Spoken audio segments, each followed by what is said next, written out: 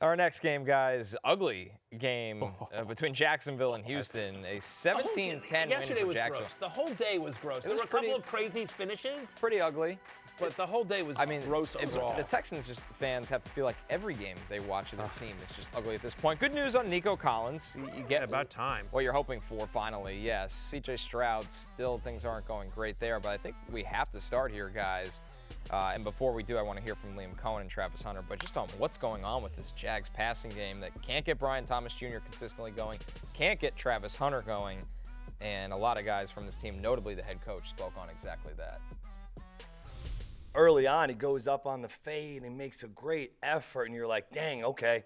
He didn't come down with it, but man, like it looks like it's obviously trending. It was like every time you had an opportunity to almost get things rolling, something negative occurred. So, just talk to him in the locker room and just, really proud of the way that he finished. That was a huge play and a big-time moment. We see him as a leader.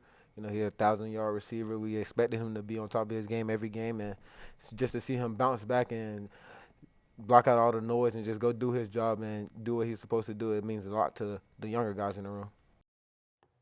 Well, you didn't really get that. That was Liam Cohen and then Travis Hunter. Yeah, but Travis Hunter was kind of, I feel like he was speaking glowingly of BTJ. Wasn't a great game. Travis Hunter seems like a nice kid. Very nice. Yes.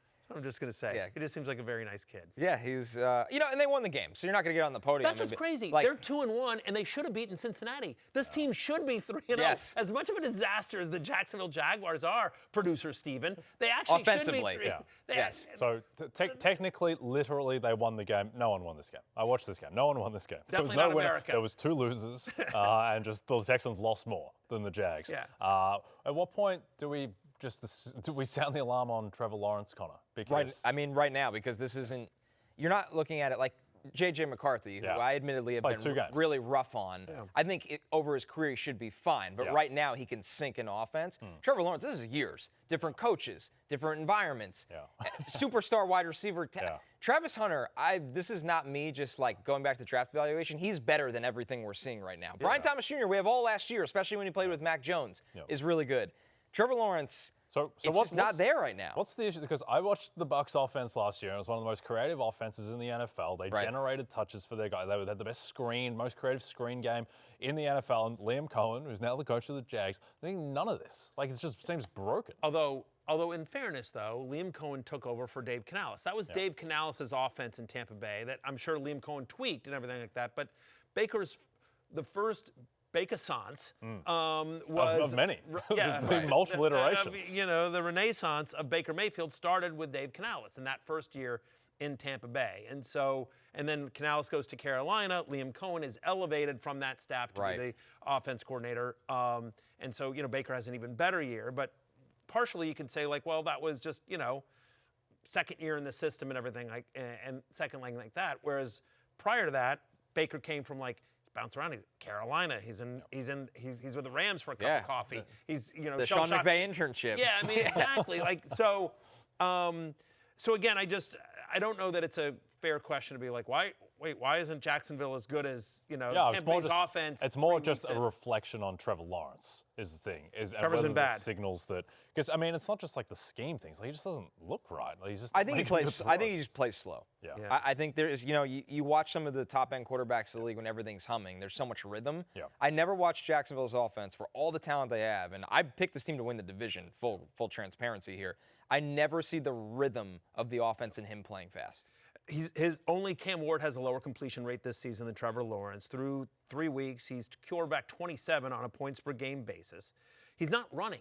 That was one of the other things that that was one of the and I was pro Trevor Lawrence as a sleeper this year. So not looking good so far for me on that. But one of the arguments I made was Liam Cohen got Baker Mayfield in the move. Baker Mayfield had a career high in rushing yards last year. And so Trevor Lawrence, who does have Justin Herbert-esque mobility, he's not Lamar Jackson or Josh Allen, but he is somebody that similar to Herbert or Mahomes can get you 20, 30 yards a game that is somewhat mobile, and we're just not seeing it at all with Trevor Lawrence. He's averaging 5.9 yards per pass attempt. He's dinking and dunking. You've got Brian Thomas Jr. Yep. You've got Brian Thomas Jr., and then you sit here and you look at it Brenton Strange got 7 targets. Now, everyone knows I love me some Strange, but just at the end of the day, when you've got Brian Thomas Jr. and Travis Hunter, so what are we doing? So here's what I think we're doing. So the next 4 games, there's a reckoning coming. At San Francisco, Purdy's probably back for that one. Kansas City, Seattle, and the Rams are the next 4. So that's a very tough schedule. I think what you're doing is, I think you're still starting Brian Thomas Jr., but he's like a low-end wide receiver 2 flex guy. I think you're benching Travis Hunter, and in super flex leagues, if you can afford to bench Trevor Lawrence, which you probably can't, but if you can, then you're probably benching him until you see something. I would agree. Yep. Think of all of the waiver wire quarterbacks this week that were better than him. Yeah. Tyrod Taylor, Marcus Mariota, Carson Wentz. That's scary. Like the fact that I'm listing those 3, that is very scary. It is. And eventually you'll be Jackson Dart. Probably too. Yeah, you got to still throw out Brian Thomas Jr., but I agree with you. I'm not, and I do think actually Brenton Strange has some, all jokes aside. And Etienne, you start Etienne. Etienne, Bashal Tootin. Bashal Tootin, 6 for 21. He scores. He scores the touchdown.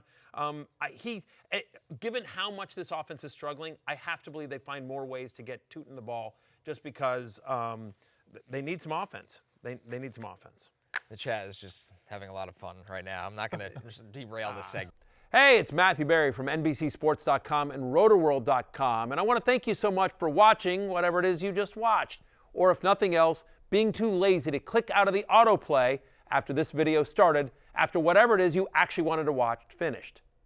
But now that you're here, I'd like to take a moment here to ask you respectfully now, okay? I'm asking you respectfully to subscribe to the NFL on NBC YouTube channel. You'll get the latest RotoWorld fantasy news headlines, all sorts of great shows, including my own Fantasy Football Happy Hour. So go subscribe now. Again, I'm asking respectfully.